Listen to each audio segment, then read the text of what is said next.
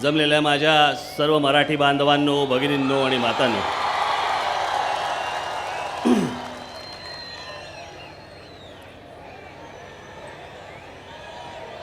आता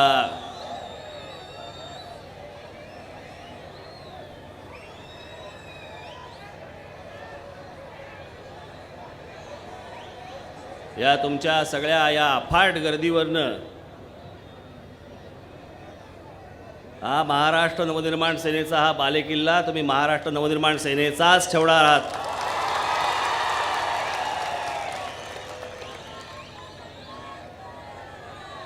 कुठे कुठे कुठे गर्दी पोचली बघा तुम्ही तिकडे.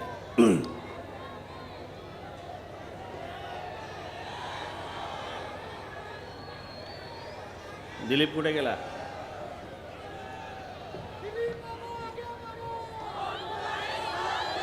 निवडून आला.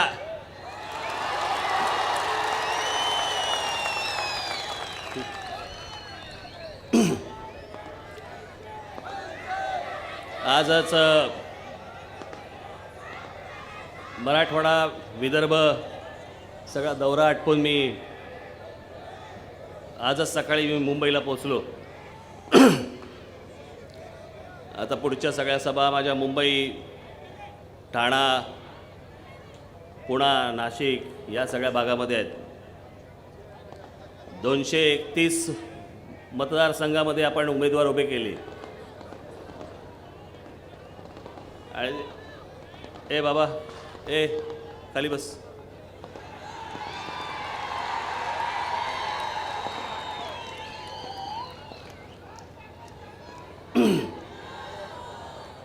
आणि या 231 मतदारसंघामध्ये जे मतदार आपण आपले उमेदवार जे उभे केले, सगळ्या ठिकाणी पोहोचणं अशक्य हो. एक तर वेळ कमी, कसं पोचायचं तरी कसं पोचणार, शक्य नाही.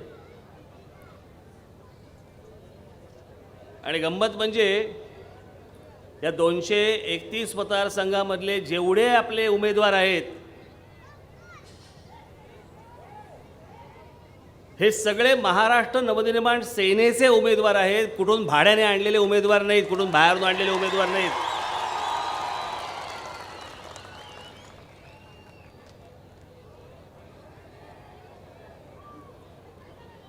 हे आत्ता जे काही सगळे बाकीचे 4 पक्ष आहेत, नुसता खेळखंडोबा मांडून ठेवलाय तुमच्यासमोर, नुसती मजा. मी त्यादिवशी बोललो नाही का, मी माझ्या पहिल्या सभेमध्ये बोललो, आत्ताही सांगितलं भांडुपला. साला बरोबर कॅरममध्ये फुटला. कुठची सोंगटी कोणत्या भोकात गेली कळलंच नाही. साला सगळं माहितीच नाही, अजून माहितीच नाही. अजून बॉड्या तपासतायत. माझी बॉडी तुझ्याकडे आली का, तुझी बॉडी माझ्याकडे आली का.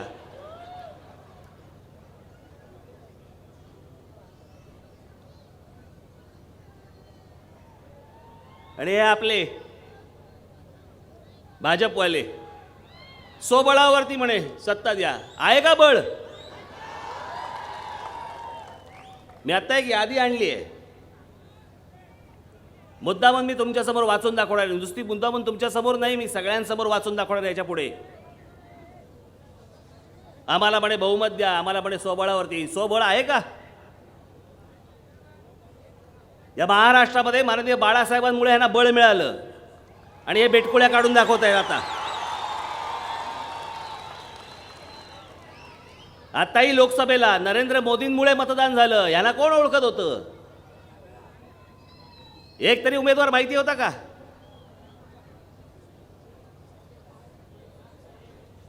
मी आत्ताही भारतीय जनता पक्षाची यादी आणली. म्हणजे स्वबळ बघा, स्वबळ दाखवतो तुम्हाला.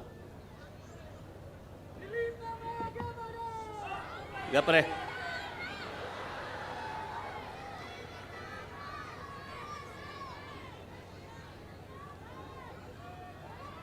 हे तुम्हाला मी यादी वाचून दाखवतो. तुम्हालाच कळेल की हे पक्ष कशावरती उभे आहेत. चला, जुन्याच बाटलीत जुनीच दारू घालून पित आहेत.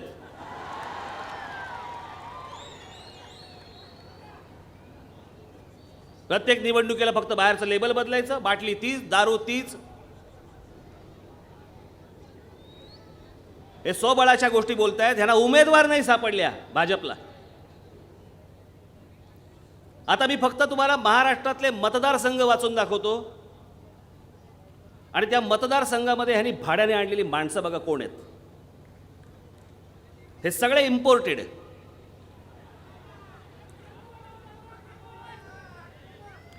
आता मी फक्त उमेदवार म्हणजे तुम्हाला फक्त मी आता मतदारसंघ फक्त सांगतोय. तुमच्या घोषणा बंद करा, तुमचं मध्ये बोलणं बंद करा. मी काय बोलतो ते ऐका. आता मी तुम्हाला एक एक मतदारसंघ वाचून दाखवतो आणि त्या मतदारसंघामध्ये भाजपाने कोण कोण कुठून कुठून माणसं आणली आहेत त्या फक्त पक्षाची नावं सांगेन मी तुम्हाला. नंदुरबार जिल्हा धुळे राष्ट्रवादी, त्याच्यानंतर धुळे शहर शेतकरी संघटना, भुसावळ राष्ट्रवादी, अमरावती काँग्रेस, हिंगणा काँग्रेस, भोकर काँग्रेस, परभणी काँग्रेस. हे सगळे इथून आणलेले आहेत. सगळ्या वेगवेगळ्या पक्षांमधनं ह्यांचे उमेदवार. परभणी काँग्रेस, औरंगाबाद मध्य शिवसेना, गंगापूर अपक्ष, सिन्नर काँग्रेस राणे समर्थक, मुरबाड राष्ट्रवादी, बेलापूर राष्ट्रवादी, घाटकोपर हे राम.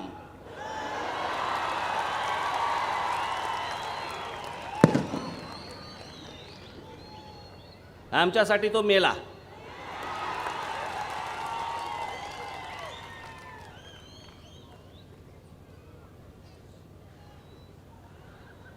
पनवेल काँग्रेस, चिंचवड राष्ट्रवादी, श्रीगोंदा राष्ट्रवादी, शिराळा काँग्रेस, तासगाव काँग्रेस, पुरंदर आपलाच परत पक्ष, पुरंदरमध्ये आपल्या पक्षातनं कोणतरी माणूस घेतला, नांदेड दक्षिण परत राष्ट्रवादी, बुलढाणा राष्ट्रवादी, दौंड राष्ट्रवादी, सावंतवाडी काँग्रेस, उस्मानाबाद काँग्रेस, लातूर काँग्रेस, कंधार राष्ट्रवादी, कन्नड समता परिषद, कोपरगाव राष्ट्रवादी, पारनेर शिवसेना, राहुरी राष्ट्रवादी, राहता राष्ट्रवादी, नेवासा काँग्रेस, आष्टी राष्ट्रवादी, पाथर्डी राष्ट्रवादी, चोपडा राष्ट्रवादी, धुळे ग्रामीण काँग्रेस, नांदगाव राष्ट्रवादी, जालना राष्ट्रवादी, विनायक मेटे राष्ट्रवादी, पैठण शिवसेना, श्रीरामपूर काँग्रेस, कोपरगाव राष्ट्रवादी, घनसावंगी काँग्रेस, कोल्हापूर काँग्रेस, नेवासा काँग्रेस, अहमदनगर पहिले भाजप मग राष्ट्रवादी परत भाजप. आता निफाड शिवसेना, भोर शिवसेना, जुन्नर शिवसेना, खेड शिवसेना. स्वतःचे उमेदवार पण नाही सापडले ना, माणसंच नाही आहेत आणि म्हणे बहुमत द्या म्हणे. म्हणजे निवडून कोणाला द्यायचं परत? काँग्रेस राष्ट्रवादीवाल्यांना. तुम्ही आता भाड्याने आतमध्ये तुम्हाला घेतली त्यांना, कारण तुमच्याकडे माणसं नाहीत. हे पक्ष संघटन आम्हाला सांगणार. म्हणजे या सगळ्या काँग्रेस राष्ट्रवादीवाल्यांसाठी इतके पूर्वापारचे सगळे कोणी संघाचे लोक ते कार्यकर्ते काम करणार. यांना चेहरा कोणाचा लागतो? नरेंद्र मोदींचा लागतो. यांना थोबाडं नाहीत. प्रत्येक होर्डिंगवरती मोदी, कारण ह्यांच्या कोणी राज्यातल्या नेत्यांना ओळखतच नाही. भाई यांच्या राज्यातल्या नेत्यांची लायकी आल्या आल्या मोदींनीच काढली. काल काय बोलले नरेंद्र मोदी? गोपीनाथ मुंडे जर समजा आज हयात असते तर मला महाराष्ट्रात प्रचारासाठी यायची गरज लागली नसती. याचा अर्थ काय होतो? नालायकांनो, तुम्हाला थोबाडा उरलेला नाही, लोकांसमोर तुम्हाला काही अर्थ नाही आहे, लोक तुम्हाला विचारणार नाहीत, म्हणून मला परत तुमच्यासाठी प्रचाराला यायला लागते. हा त्याचा पूर्ण अर्थ. या असली माणसं, हे असले पक्ष अख्ख्या महाराष्ट्राच्या राजकारणाचा चोथा करून टाकला. या सगळ्या लोकांनी विचका करून टाकला, वाट लावली. निवडणुकीच्या तोंडावरती युत्या आणि आघाड्या तोडतायत आपापल्या स्वतःच्या मस्तीत सगळेजण. तुमचा कोण नाही विचार करणार. काही नीतिमत्ता नावाची गोष्टच उरली नाही. कोण कुठच्या पक्षात गेला, कोण कुठच्या पक्षात नाही, ह्या पक्षातून त्या पक्षात, त्या पक्षातून या पक्षात.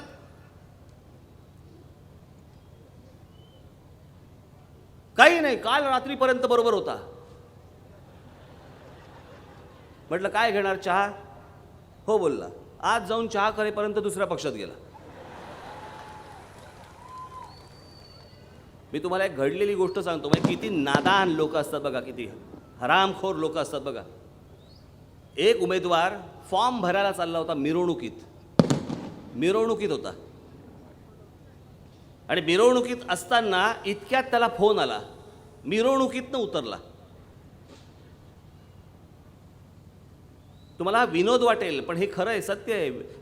मिरवणुकीतनं खाली उतरला आणि बोलला की मला ह्या पक्षाचा फॉर्म मिळालेला आहे, झेंडे बदला. काही राहिलंच नाही हो, तुमचा विचारच नाही, तुमच्याबद्दल काही वाटेनासं झालंय. बस तुम्ही नुसतं राबा. मी आत्ता महाराष्ट्रामध्ये होतो, या सगळ्या मतदारसंघांमध्ये सगळ्या ठिकाणी नातेवाईक उभे केलेत. नातेवाईक नुसते, सगळ्या ठिकाणी नातेवाईक. कोणाचा मुलगा, कोणाची सून, कोणाचा नातू, कोणाची मुलगी, कोणाचा मामा, कोणाचा काका. प्रत्येकाने आपापले मतदारसंघ हे फक्त आपापल्या नातेवाईकांसाठी ठेवले आहेत. सगळ्यांनी आपापल्या नातेवाईकांना, म्हणजे काय, सत्ता आली आमच्या घरात, पैसा आला आमच्या घरात, आमचे नातेवाईक पोचण्यासाठी तुमचा जन्म झाला, आमच्या कुटुंबियांना मोठं करण्यासाठी तुमचा जन्म झाला. तुम्ही फरफटत फक्त ह्यांच्या मागे जायचं, झेंडे घेऊन जायचे आणि ह्यांचे नातेवाईक मोठे करायचे. ह्यांचे नातेवाईक सगळे आमदार बनणार, खासदार बनणार, सत्ता यांच्या घरात. तुमच्यापैकी कोण नाही आमदार बनणार, तुमच्यापैकी कोण नाही नगरसेवक बनणार. फक्त ह्यांच्या घरात सत्ता आली पाहिजे सारखी. हे असलं राजकारण, या असल्या राजकारणात मध्ये आपण पडायचं. म्हणून मी पहिल्यापासून कोणाबरोबर आघाडी नाही, कोणाबरोबर युती नाही. जायचं असेल तर एकला चलो रे. माझा महाराष्ट्रातल्या माझ्या जनतेवरती माझा विश्वास आहे, मी जाईन तो एकटा जाईन.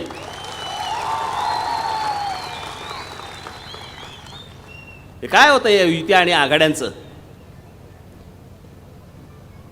शेवटपर्यंत त्या शिवसेनेला फरफटत आणलं. आणि बरोबर वेळ ज्यावेळेला आली, मी तुम्हाला माझ्या पहिल्या सभेमध्ये सांगितलं ना, हे सगळं ठरवून होतं, अख्खं सगळं ठरवून होतं, सगळं प्रीप्लांट होतं. तुम्हाला असं वाटतं की हे वेगवेगळे 4 पक्ष आहेत, वेगवेगळे, हे सत्ताधारी, हे विरोधी पक्ष, असं काही नसतं. हे सगळे एक आहेत.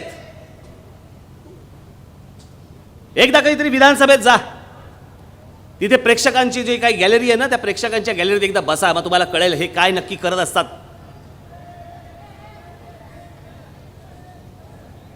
एक दिवसाचा प्रश्न विचारायचा, तो प्रश्न विचारल्यानंतर तिकडे मंत्री कोणतरी येणार, काय नाही रे बाबा, कोण नाही, ओ काही नाही, बस इथे काय कोण करेल, चेसून मारून टाकतील हो. हे कोणतरी असतात 8:30 वाले, आणि गर्दी पण इतकी झाली आता तिकडे. ते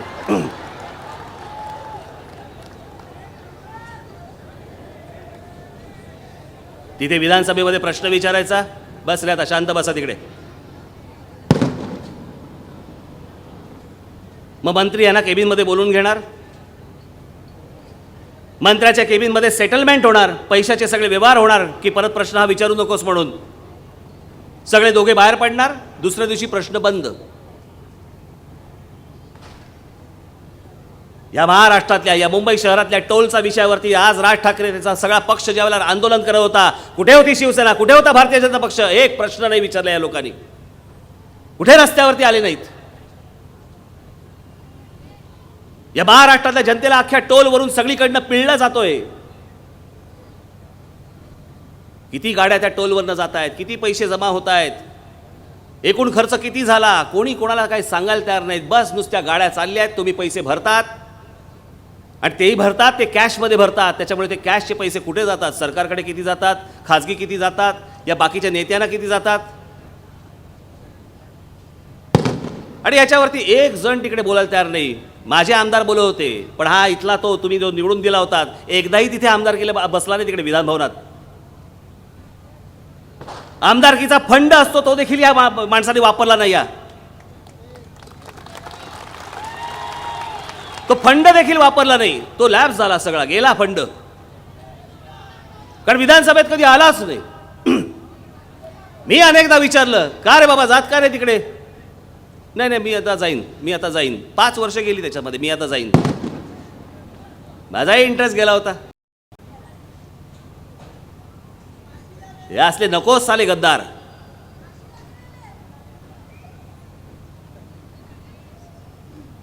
आणि या सगळ्या लोकांवरती अवलंबून ह्या महाराष्ट्राचं राजकारण होणार, यांच्यावरती अवलंबून महाराष्ट्राच्या भविष्याचा विचार होणार, यांच्यावरती या 4 राजकीय पक्षांच्या जीवावरती हे ह्यांच्या सगळं अख्खं आतमध्ये घुसलेले ह्यांचे सगळ्यांचे एकमेकांमध्ये व्यवसाय आहेत.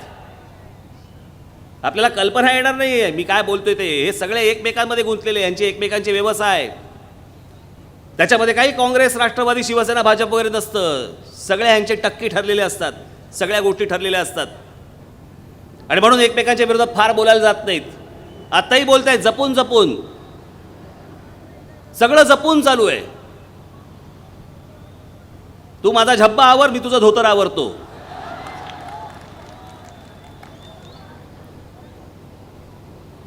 ती एक मराठीतली एक जुनी म्हण आहे, उघडा गेला नागड्याकडे आणि दोघे काकडून मेले. तशी अवस्था होणार आहे या लोकांची. काही नीतिमत्ता नावाची गोष्ट राहिली नाही. आणि याचं कारण सांगू तुम्हाला, या सगळ्या गोष्टीचं कारण हे असं का घडतं, याचं कारण आपण घडलेल्या घटनेवरती आपण फक्त हसतो, आपण सोडून देतो, आपण विचार नाही करत या गोष्टींचा की झालं सोडून दिलं. आजूबाजूला या एवढ्या गोष्टी घडत असतात. आज इथे महाराष्ट्रामध्ये नरेंद्र मोदी येतात. काल त्या आनंदीबाई येऊन गेल्या. त्यांना आनंदीबेन म्हणतात पण ते आनंदीबाईच. गुजरातच्या मुख्यमंत्री. एकीकडे नरेंद्र मोदी येणार की तुम्ही केंद्रामध्ये जसं सांगितलं तसं मला महाराष्ट्रामध्ये द्या. कशासाठी महाराष्ट्रात द्यायचं? केंद्रात तुम्ही बघा सत्ता, राज्याचा आम्ही बघतो. हवेत कशाला आम्हाला राष्ट्रीय पक्ष? काही भारतीय जनता पक्ष आणि काँग्रेसची आम्हाला गरज नाही. त्या राष्ट्रीय पक्षांनी केंद्र बघावं, राज्य आम्ही बघू. आणि केंद्राच्या मदतीचाच जर विषय समजा असेल राज्याला मिळणाऱ्या, काय म्हणे तर म्हणे केंद्रामध्ये आता आपली सत्ता म्हणून तुम्ही राज्यामध्ये द्या, म्हणजे मदत करता येईल का? तुम्ही ज्यावेळेला 10 वर्ष ज्यावेळेला गुजरातचे मुख्यमंत्री होतात त्यावेळेला केंद्रामध्ये काँग्रेसची सत्ता होती, मदत झाली ना? तुमच्या प्रगतीच्या, गुजरातच्या प्रगतीच्या आड कुठे काँग्रेस पक्ष नाही ना आला? केंद्राचे जेवढे पैसे होते तुम्हाला मिळत होते ना? मग आता तुम्ही केंद्रात बसा, राज्यात आम्ही बसतो.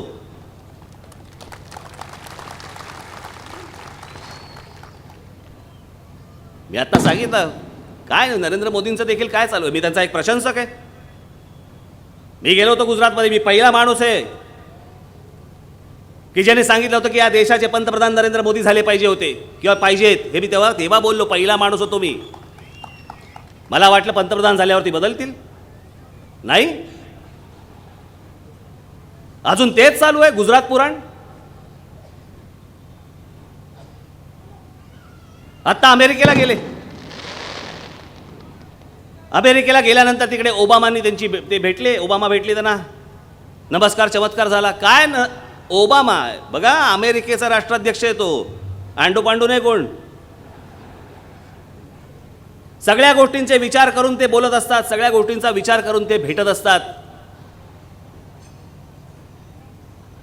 या भारत देशाचे पंतप्रधान ज्यावेळेला अमेरिकेमध्ये जातात, हजारो लोक त्यांचं भाषण ऐकायला येतात. आम्हालाही बरं वाटतं की आमच्या देशाचे पंतप्रधान तिकडे अमेरिकेमध्ये गेले. एवढं जल्लोषात त्यांचं स्वागत झालं. आम्हालाही आनंद होतो. पण तिथे ज्यावेळेला ओबामा भेटतात आमच्या पंतप्रधानांना, त्या पंतप्रधानांना भेटल्यानंतर ओबामा आमच्या पंतप्रधानांना काय म्हणतात? केम छो, केम छो mister prime minister. Narendra Modi ह्या देशाचे पंतप्रधान आहेत का गुजरातचे पंतप्रधान आहेत? उद्या जर एखादा मराठी समजा पंतप्रधान तिकडे असता आणि त्याला जर समजा ओबामा बोलले असते काय कसं चाललंय, बरं आहे की नाही, मला थोडंसं बरं वाटलं असतं. पण मला वाईटही वाटलं असतं की नाही, आमच्या देशाचा पंतप्रधान आहे तो, कुठच्या राज्याचा पंतप्रधान नाही. तो मराठी पंतप्रधान नाही, तो गुजराती पंतप्रधान नाही, तो बंगाली पंतप्रधान नाही, तो कारणी पंतप्रधान नाही. त्याची जगामध्ये ओळख ही भारताचा पंतप्रधान म्हणूनच असली पाहिजे, कुठच्या राज्याचा पंतप्रधान म्हणून असता कामा नये. पण आमची लोक खुश होतात. व्हाईट हाऊसमध्ये तिकडे खाना ठेवला, जेवायला बोलवलं. कधीही नव्हे एवढं त्या व्हाईट हाऊसच्या बाहेर मनोरंजनाची साधनं ठेवली. मनोरंजन कसलं मनोरंजन? व्हाईट हाऊसच्या बाहेर गरबा ठेवला. माझा विषय गरब्याचा नाही आहे. माझं असं म्हणणं आहे की भारताचे पंतप्रधान आल्यावरती ते कशा गोष्टीने खुश होतील हे जर समजा अमेरिका बरोबर चाणाक्ष बघत असेल की हे ह्याने खुश होतात. गुजरातच्या मुख्यमंत्री आनंदीबेन इकडे येतात आणि मुंबईमध्ये येऊन भाषण काय करतात, महाराष्ट्रातल्या उद्योगपतींनो चला गुजरातला, इथे काय या मुंबईत काय ठेवलंय तुमच्यासाठी. परवा दिवशी येऊन बोलून गेल्या, मुंबईत काय ठेवलंय. अहो मुंबई महाराष्ट्र होता म्हणून तुम्ही आलात उद्योग करायला. या महाराष्ट्राने जे वातावरण उभं केलं म्हणून सगळे उद्योगधंदे या महाराष्ट्रामध्ये आले. अगोदरच तुमच्याकडे का नाही गेले. आज तुम्हाला इथे येऊन सांगावं लागतं आमच्याकडे या म्हणून. एका बाजूने नरेंद्र मोदींनी यायचं आणि सांगायचं मला महाराष्ट्राचा विकास करायचा आणि दुसऱ्या बाजूने त्यांनीच बसवलेल्या मुख्यमंत्री आनंदीबेन इथे मुंबईमध्ये येऊन सांगतायत की उद्योगपतीनो इथे काय तुमच्याला मुंबईमध्ये काय ठेवलंय, चला गुजरातमध्ये. या महाराष्ट्रामधला उद्योगधंदा हा तुम्ही तिथे गुजरातला वळवण्याचा प्रयत्न करतात. नेवलची ठेवलेली जमीन, नेवलची ठेवलेली महाराष्ट्रामध्ये ॲक्वायर केलेली जवळपास 250 एकरची जमीन नेवलची, जिथे केंद्राचा प्रोजेक्ट येणार होता नेवलचा, नरेंद्र मोदी पंतप्रधान झाल्या झाल्या तो रद्द करून तो प्रोजेक्ट तुम्ही पोरबंदरला गुजरातला नेलात. आम्ही कसा विश्वास ठेवायचा, आम्ही कसं मानायचं की तुम्ही भारताचे पंतप्रधान आहात म्हणून. आम्हाला अजून पटतच नाही की तुम्ही भारताचे पंतप्रधान आहात. आम्हाला असं वाटतं की तुम्ही गुजरातचेच पंतप्रधान आहात.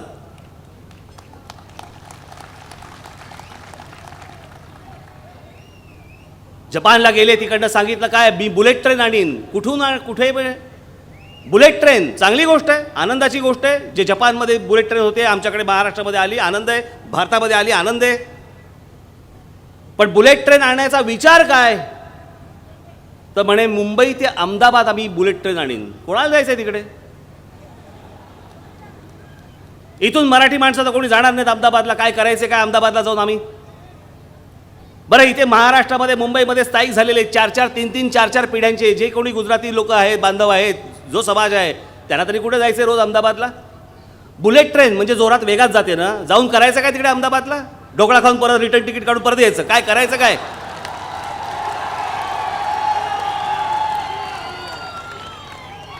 बुलेट ट्रेन आणायची असेल तर तुम्ही मुंबई दिल्ली आणा, मुंबई कलकत्ता आणा, मुंबई चेन्नई आणा. जो लांबचा प्रवास आहे तो वेगात झाला पाहिजे ना.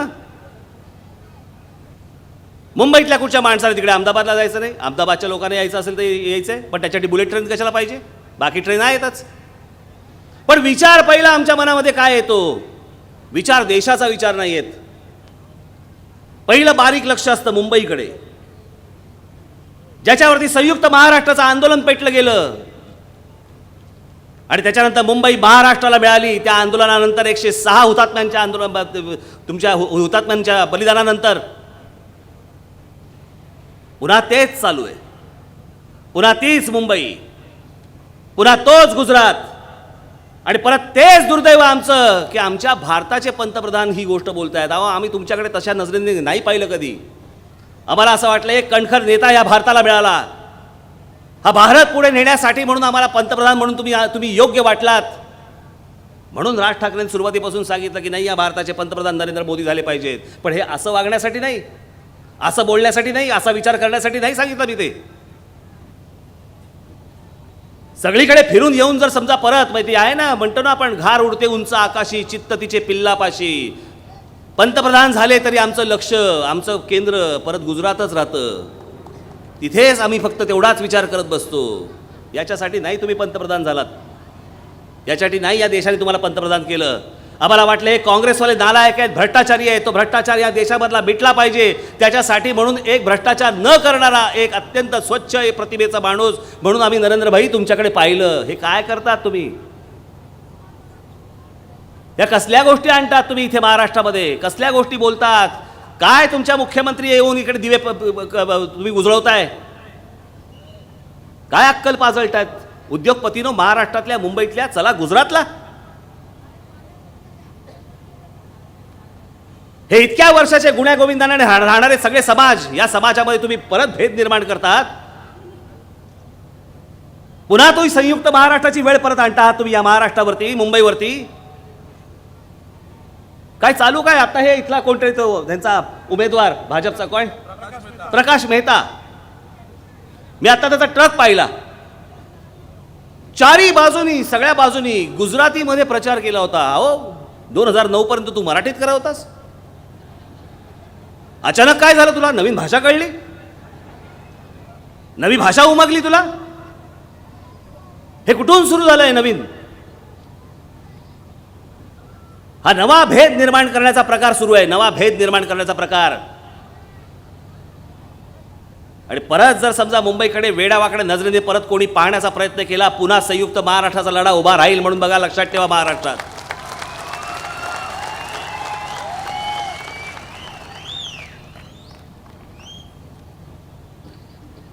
याला काही नाही, यांना सगळ्यांना आपापली पडलेली आहे. महाराष्ट्राच्या भवितव्याचा विचार फक्त एकटा राज ठाकरे करतोय आणि विकासाचे मुद्दे मांडतोय आणि बाकीचे एकमेकांवर चिखलफेक करतायत. नुसती चिखलफेक चालू आहे. हा त्याला शिव्या घाल, तो ह्याला शिव्या घाल. तो अजित पवार तिकडे त्या कोण तो पृथ्वीराज चव्हाणला शिव्या घालतायत, पृथ्वीराज चव्हाण तिकडून शरद पवारांना शिव्या घालतायत, शरद पवार अजून कोणतरी शिव्या घालतायत. सला विद्यापीठ काढून ठेवलं शिव्यांचं. आपापली उणीधुणी काढण्यामध्येच फक्त यांना स्वारस्य, तुमचे प्रश्न सोडवण्यासाठी नाही आहे. एवढा सगळा चिखल करून ठेवला अख्खा महाराष्ट्रभर. आमची सगळी शहरं बर्बाद होत चालली आहेत. पण काही नाही, यांना काही देणं घेणं नाही तुमचं. तुमच्याकडे पाणी येऊ न येऊ, तुम्हाला रस्ते मिळो न मिळो, तुम्हाला वीज मिळो न मिळो, तुमच्या मुलांना शिक्षण मिळो न मिळो, ते बेरोजगार राहोत किंवा न राहोत, महिलांचे प्रश्न सुटोत अथवा न सुटोत, शौचालयाचा प्रश्न सुटो न सुटो, टोलमध्ये पिळले जात आहेत, पिळून घ्या. काही नाही, कशाचा कशाला नाही. आमच्याकडे हे आमचे राज्यकर्ते. आता मी ज्याला महाराष्ट्रामध्ये होतो, तिकडे मराठवाड्यामध्ये होतो, विदर्भामध्ये होतो, अहो काय हालत आहे हो, तुम्हाला कल्पना येणार नाही. आपण म्हणतो मुंबई आपल्या शहरांमधले, सगळ्या आपल्या महाराष्ट्रातल्या शहरांमधले सगळ्या रस्त्यांवरती खड्डे पडलेले आहेत. अहो महाराष्ट्रातले रस्ते तर तुम्हाला बघवणार नाहीत. चला पृथ्वी आहे का चंद्र आहे तेच कळत नाही. आज तिकडच्या शेतकऱ्यांची हालत बघा. 60-60 हजार आमच्या महाराष्ट्रातल्या शेतकऱ्यांनी आत्महत्या केल्या. 60-60 हजार. आमच्या राज्यकर्त्यांना काही नाही. गेल्या वर्षी जेव्हा महाराष्ट्रामध्ये दुष्काळ पडला त्यावेळेला चारा छावण्या या राज ठाकरेंनी आणि तुमच्या महाराष्ट्र नवनिर्माण सेनेने केल्या. महाराष्ट्रात अनेक हजारो शेतकऱ्यांच्या गायी, त्यांची वासरं, त्यांच्या म्हशी, बैल, बकऱ्या या भुक्या राहू नयेत म्हणून आपण चारा छावण्या उभ्या केल्या आणि त्यांना वाचवलं. ते बैल, ते बकऱ्या, त्या गायी, त्यांना मतदानाचा अधिकार नाही आहे. त्याच्यासाठी नाही केलं ते. मी एक प्राणी मित्र आहे.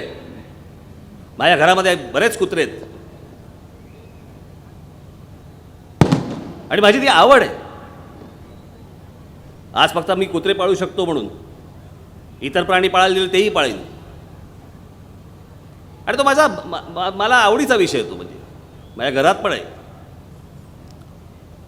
आणि त्या सगळ्या विचारातनं आपण एक लहान मूल, आपलं पिल्लू एवढंसं घरी आणतो, आपल्या पोरासारखं वाढवतो, मोठं करतो आणि ते आपल्याबरोबर राहत असतं. आयुष्य ते काढत असतं आपल्याबरोबर. घरी गेलं त्याला पाहिल्यावरती बरं वाटतं आपल्याला.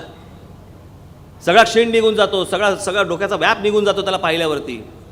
तसंच आमच्या शेतकरी बांधवांच्या त्या सगळ्या गायी, त्या बकऱ्या, त्या म्हशी एवढे लहान असताना सगळ्यात घरी आणलेल्या असतात. पोरं, लहान पोरं असतात ती.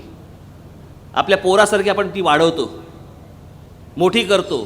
ती आपल्या घरात राहतात, आपण त्यांना चारा देत असतो, सगळ्या गोष्टी देत असतो. ते आपल्याला काही दूध देत असतात. त्या गायीच्या एकदा डोळ्यात बघवा, करुणा नावाची काय गोष्ट असते ना, ती गायीच्या डोळ्यात कळते. आणि आज तो आमचा शेतकरी, त्याला अन्न नाही, खायला अन्न नाही, प्यायला पाणी नाही. महाराष्ट्रामध्ये सगळ्या ठिकाणी दुष्काळ पडला असताना त्याला खायला अन्न नाही, तो कुठून देईल त्या बकऱ्यांना आणि म्हशींना आणि गायींना? आमच्या महाराष्ट्रातल्या शेतकऱ्यांना, अनेक लोकांना तिथे घरदार सोडून बाहेर पडावं लागलं, महाराष्ट्रातल्या शहरामध्ये यावं लागलं. येताना गायी बैल तर घेऊन येऊ शकत नाहीत, कुठे गेले? खायला देऊ शकत नाहीत. लहान पोरासारखे वाढवलेली आमची ही सगळी घरातली लोक, गायी, ह्या सगळ्या, ही आमची मुलं खाटकाकडे पडली.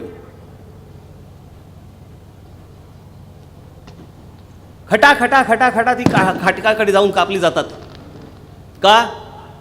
आमच्या राज्यकर्त्यांनी पाणी आणलं नाही, आमच्या राज्यकर्त्यांनी वीज दिली नाही, आमच्या राज्यकर्त्यांनी रस्ते दिले नाहीत, त्याच्यामुळे आमच्याकडे दुष्काळ पडला. दुष्काळ पडल्यावरती आम्ही आमची मुलं वाचवू शकलो नाही, आम्हाला खाटकाकडे द्यावी लागली आणि ती कचा कचा कापली गेली. ही अवस्था करून ठेवली महाराष्ट्रामध्ये. आणि त्याच्यानंतर नादान हा अजित पवार सारखा माणूस इतक्या आत्महत्या झाल्यानंतर, इतकी परिस्थिती निर्माण झाल्यावरती, दुष्काळ पडल्यानंतर, 70,000 कोटीचा भ्रष्टाचार करून इतके पैसे खाल्ल्यावरती त्याच्यानंतर म्हणतो की मी तुमच्याकडे येऊन काय कालव्यामध्ये मुतू का. ह्याच्यानंतर आम्हाला अपमान वाटत नाही, या गोष्टीचा आम्हाला अपमान वाटत नाही. आणि ही परत उजळ माथ्याने ही तुमच्यासमोर येणार लोक आणि तुम्हाला सांगणार की आम्हाला मतदान करा. काही लाज शरम नावाची काही गोष्टच उरली नाही, प्रगतीचा विचार नाही. या महाराष्ट्राच्या तरुणाला आणि तरुणींना काय हवंय, भविष्याकडे बघतायत, कशा आशेने बघतायत, त्याच्याबद्दल काही विचार नाही आमच्या मनात. तो आराखडा मी घेऊन आलोय, तो महाराष्ट्राचा आराखडा माझ्याकडे आज तयार आहे. तिथे तरुणांबद्दलच्या सगळ्या गोष्टी आहेत, शिक्षणाबद्दलच्या गोष्टी आहेत. आज इथे माझ्यासमोर आलेल्या अनेक तरुण, आज सुशिक्षित, अनेक गोष्टी शिकलेला, BSc झालेला, अनेक काय काय झालेलं असेल, डिग्र्यांच्या पुळकुंड्या घेऊन घरामध्ये बसलेला असेल, पण तुम्ही जे शिकलात त्याप्रमाणे तुम्हाला योग्य त्याचं नोकरी मिळते का, तुम्हाला काम मिळते का, समाधान मिळते का तुम्हाला. आम्हाला कुठच्याही प्रकारचं समाधान नाही. फक्त घरात तोंड दाखवायला लाज वाटते म्हणून येईल ती नोकरी आम्ही पत्करतो. फक्त खिशामध्ये पैसे येतात का, माझ्या कुटुंबियांना आम्हाला पोचायचंय, माझ्या आई वडिलांचा मला सांभाळ करायचा आहे, माझ्या बहिणीचं मला लग्न करायचं आहे म्हणून येईल ती नोकरी आम्ही पत्करायला तयार होतो. पण त्या दृष्टिकोनात आमच्याकडे नोकऱ्या उपलब्ध होत नाहीत, त्याप्रमाणे आम्हाला शिक्षण पण मिळत नाही. ज्या प्रकारच्या नोकऱ्या आज जगामध्ये निर्माण होतात, का नाही माझ्या महाराष्ट्रामध्ये निर्माण होत. ज्या प्रकारची तुम्ही नोकरी करू इच्छिता त्या नोकरीमध्ये मला काम करताना मला समाधान वाटलं पाहिजे की जे काम करतोय मी, जी नोकरी करतोय मी, जो व्यवसाय करतोय त्यात मला समाधान आहे. किती लोकांना ह्या प्रकारचं समाधान मिळतं मला जरा सांगावं. सचिन तेंडुलकर जो क्रिकेट खेळतो, क्रिकेट खेळताना त्याला वाटतं मला समाधान मिळतंय या गोष्टीमध्ये. लता दिदी आमच्या ज्या वेळेला गाणं गातात त्यावेळेला त्यांना असं वाटतं की मला ह्याच्यातनं समाधान मिळतंय. पैसे मिळतातच अनेक गोष्टीतनं, पण समाधान मिळतंय, मला आनंद मिळतोय. मी जे काम करू इच्छितो त्याच्यापेक्षा मी जास्ती काम देऊ शकतो, मी जास्ती काम करू शकतो. कारण का, मला जे हवंय ते काम मला मिळालेलं आहे, मला हवी ती नोकरी मला मिळाली आहे. माझं जे शिक्षण झालंय त्याप्रमाणे मला नोकरी मिळाली आहे का कुठे? नाही. आमच्याकडे काहीही झालं नाही तर आमच्या देशामध्ये काय घडतं, आमच्याकडे एकतर शिक्षक होतात आणि काहीच जमलं नाही तर राजकारण आहेच. गेटवे ऑफ इंडिया, कोणीही आतमध्ये या, काही करा. आम्ही एवढ्या साध्या साध्या गोष्टी पण देऊ शकलो नाही. मी गेले आज 25, 26, 27 वर्ष मी प्रत्यक्ष राजकारणामध्ये, वीटाला मला त्या गोष्टींचा प्रचार करून रस्ते देऊ, पाणी देऊ, नोकऱ्या देऊ. देऊ म्हणजे कशा देऊ? काही योजना तयार आहेत का? काही नाही. मी त्याशी कुठे बोललो, मी ह्या हायवेवरनं जाताना मी मध्ये बघितलं हजारो मुलं तिथे रस्त्यावरती उभी. मला वाटलं आले की काय परत बिहारी साला. विचारपूस केली त्यांना. विचारपूस केल्यावरती कळलं महाराष्ट्रातल्या ग्रामीण भागामधनं, मराठवाड्यामधनं, पश्चिम महाराष्ट्रामधनं अनेक ठिकाणून आमची मुलं आलेली. मराठी मुलं कशासाठी आली होती? पोलीस भरतीसाठी आली होती.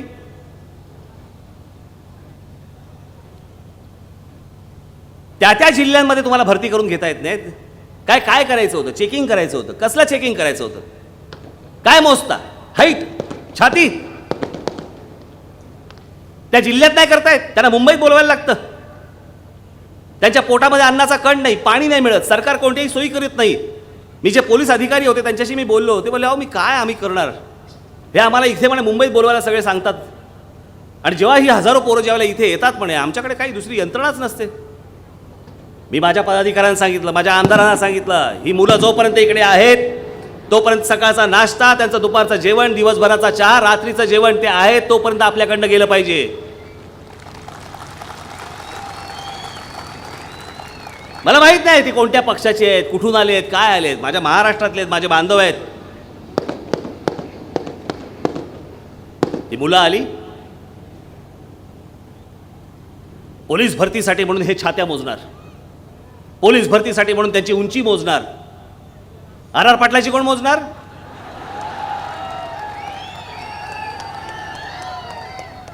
ते गृहमंत्री, ते बुटकं एवढं एवढं फिरणार सगळीकडे.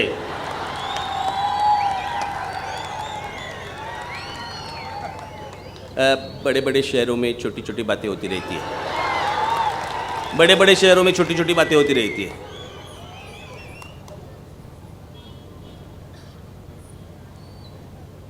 अन्नाचा कण नसलेले, पाण्याचा थेंब नसलेली ती मुलं रस्त्यावरून इथे होती. या सरकारने त्यांना त्या आपल्या उन्हात डांबरी रस्त्यावरनं 5 किलोमीटर धावायला लावलं. त्यातली 4 मुलं हार्ट अटॅकने मेली. आमची मराठी मुलं पोटात अन्नाचा कण नसताना, पाणी नसताना इथे पोलीस भरती व्हायची म्हणून, पोलिसामध्ये मला काम करायचं म्हणून इथे येणार, धावणार आणि त्याच्यानंतर हार्ट अटॅकने मरणार. आणि मग आमच्याकडे इतक्या नोकऱ्या उपलब्ध आहेत, त्या नोकऱ्या कोणाला मिळणार? तर परप्रांतातल्या येणाऱ्या लोकांना मिळणार, बाहेरच्या राज्यातल्या लोकांना मिळणार आणि आमची मराठी मुलं हार्ट अटॅकने मरणार. आमच्या महाराष्ट्रातल्या राज्यातल्या कुठच्याही वर्तमानपत्रामध्ये जाहिराती येत नाहीत, कुठे सांगितलं जात नाहीत कुठचे महाराष्ट्रात उद्योग येत आहेत आणि कुठे तुम्हाला नोकऱ्या उपलब्ध आहेत, सांगितल्या जात नाहीत. बाहेरच्या राज्यातल्या मुलांना कळतात, त्यांची माणसं सोय लावणार. मी मध्ये बोललो होतो ना, माझे मित्र रितेश देशमुख ते गेले होते त्या ह्याच्याकडे, कोण करण जोहरकडे. लिफ्टचा दरवाजा उघडल्यावरती बघितलं त्यांनी, एक लहान एवढासा पोरगा होता. ते बऱ्याचदा तिकडे जायचे म्हणून त्यात तो नवीन पोरगा दिसला. म्हटलं, त्याला विचारलं कोण रे तू? मग तरी काहीतरी सांगितलं, दुबे यादव बिदो काहीतरी सांगितलं. तो मला नवीन लागलास का? मी याच्या अगोदर तुला पाहिलं नाही. तो मला हो. कधीपासून नोकरीला लागलास? तो मला 6 दिवस झाले का 5 दिवस झाले. कुठून आलास? मग त्याने काहीतरी सांगितलं, आझमगड का कुठून तरी उत्तर प्रदेशमधून आलाय. मुंबईत कधी आला म्हणे? 10 दिवस झाले.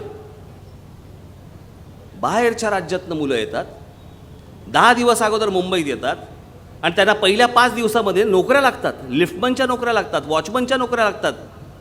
2-2, 3-3, 4-4, 5-5 हजार रुपये पगार मिळायला सुरुवात होते त्यांना. आणि आमची मराठी मुलं वणवण फिरणार, त्यांना माहीत नाही कुठे नोकऱ्या आहेत, कोणी सांगायला तयार होत नाही. राज्य सरकार त्याच्यासाठी कुठच्या गोष्टी सांगायला तयार होत नाही, कोणी मांडायला तयार होत नाही. आमच्याकडचे राज्यकर्ते आमच्याकडे येणाऱ्या उद्योगधंद्यातल्या मालकांना सांगायला तयार होत नाहीत की तुम्हाला जर उद्योगधंदा टाकायचा असेल तर माझ्या स्थानिक महाराष्ट्रातल्या मुलांना मुलींना तुम्हाला नोकरीवरती ठेवावं लागेल. कोणी बोलायला पण तयार होत नाही. हे राज्य या राज ठाकरेच्या हातात देऊन बघा.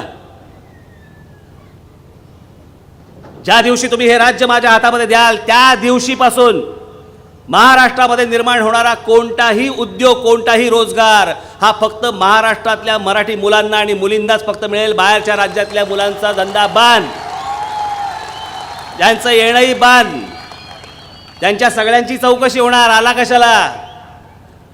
ट्रेनमध्येच चौकशी करू. कशासाठी आलायस? कुठे राहणार आहेस? कुठे चाललायस? राहायची सोय नाही, कामाची सोय नाही, गेट आउट. यायचं नाही परत राज्यात. इतर राज्यातल्या लोकांना पोचण्याचा ठेका नाही घेतला महाराष्ट्राने. इथे आमच्याच मुलांना काम मिळालं पाहिजे, इथे आमच्याच मुलींना काम मिळालं पाहिजे. अहो, पर्यटनासारखा विषय मी तुम्हाला माझ्या अनेक भाषणामध्ये बोललो, केवढा मोठा विषय आपल्याला कल्पना पण येणार नाही की इतका मोठा विषय येतो.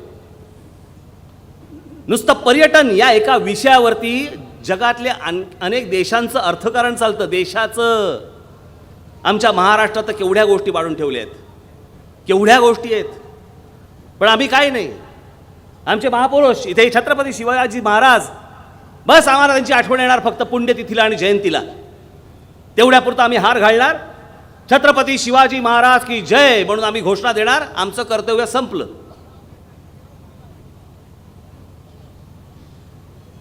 हे काँग्रेस राष्ट्रवादीवाले गेले 15 वर्ष सांगतात समुद्रामध्ये महाराजांचा पुतळा उभा करायचा आहे. कुठून करणार? कसा करणार?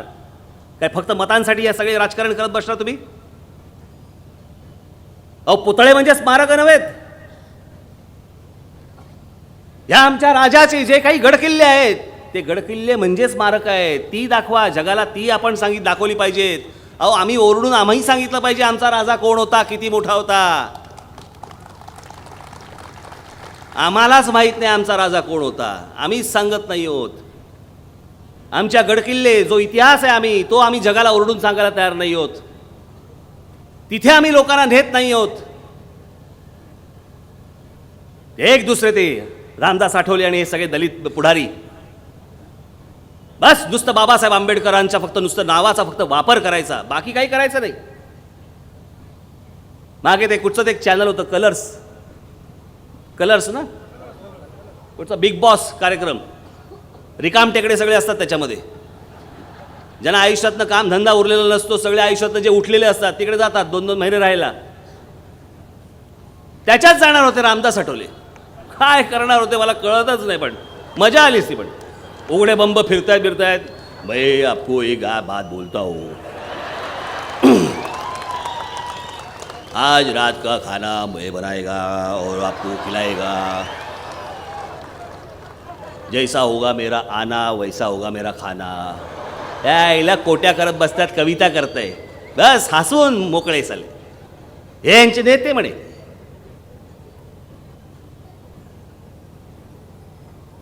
त्याला घेतला नाही त्या कलर्स, म्हणजे नको म्हणे. बरं ह्याला घेतलं नाही, काय बोलले असेल? बाबासाहेब आंबेडकरांचा अपमान केला म्हणे. अरे तुझा केला, त्याच्यात बाबासाहेब कुठे आले?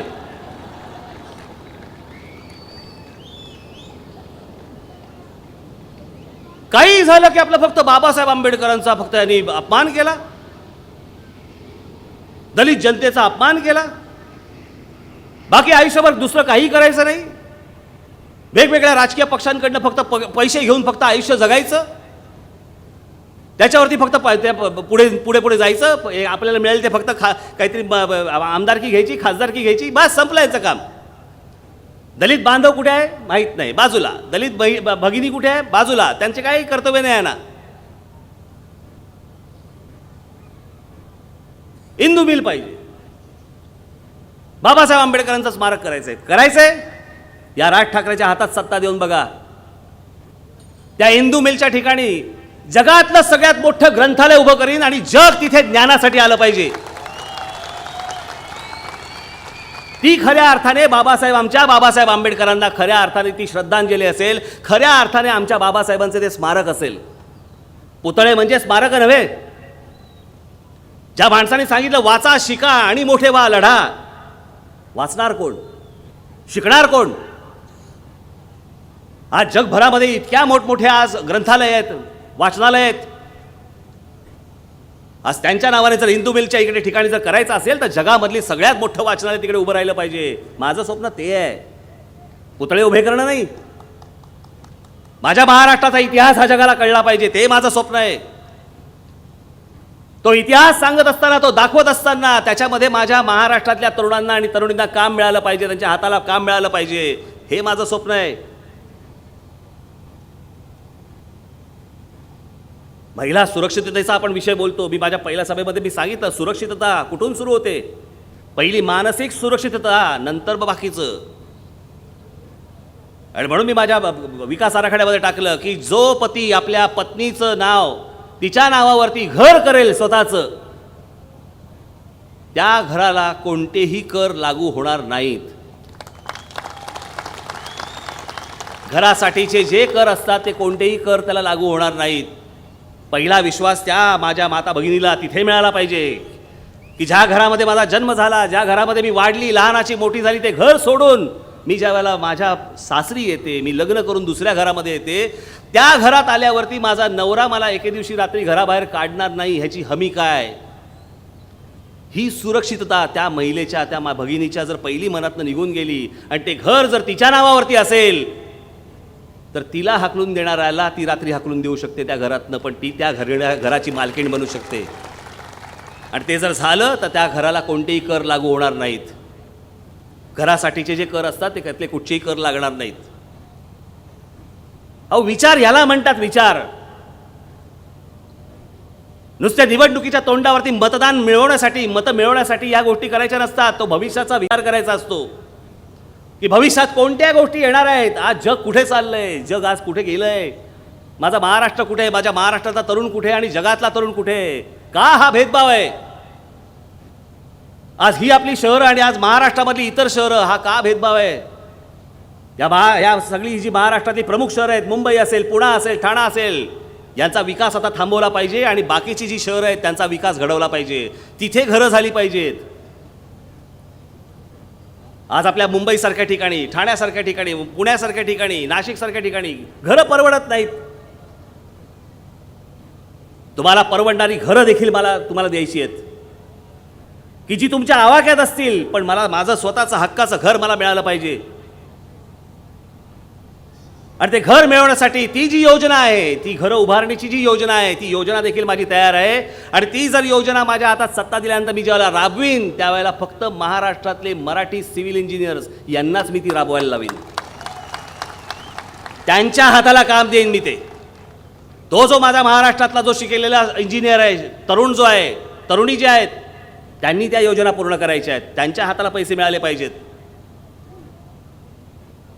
त्यांना तो अनुभव गाठीशी असला पाहिजे की मी या इमारती उभ्या केल्या आहेत. तुम्ही शिकलेला असा किंवा शिकलेला नसा, प्रत्येक हाताला काम हे महाराष्ट्रामध्ये मिळेल. मी फक्त आपल्याला एकच सांगतो, कमीत कमी एक फक्त पर्यटन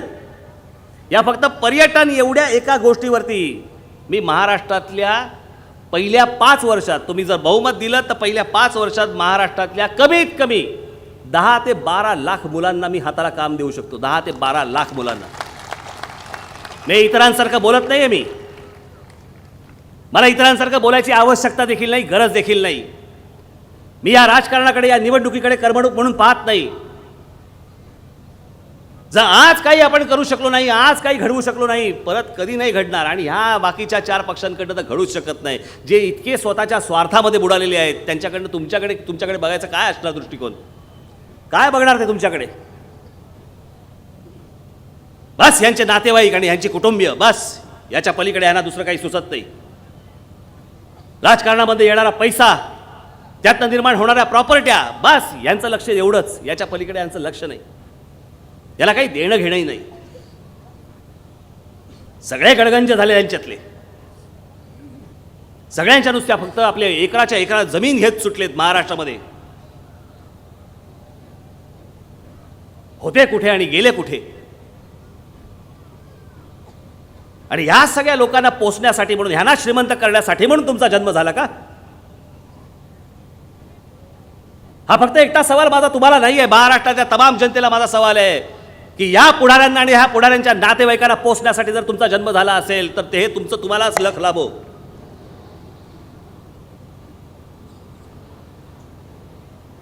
मी आता भांडुपला पण सांगितलं, माझ्या बाकीच्या सभांमध्ये पण सांगतोय, पुढेही सांगेन मी ते.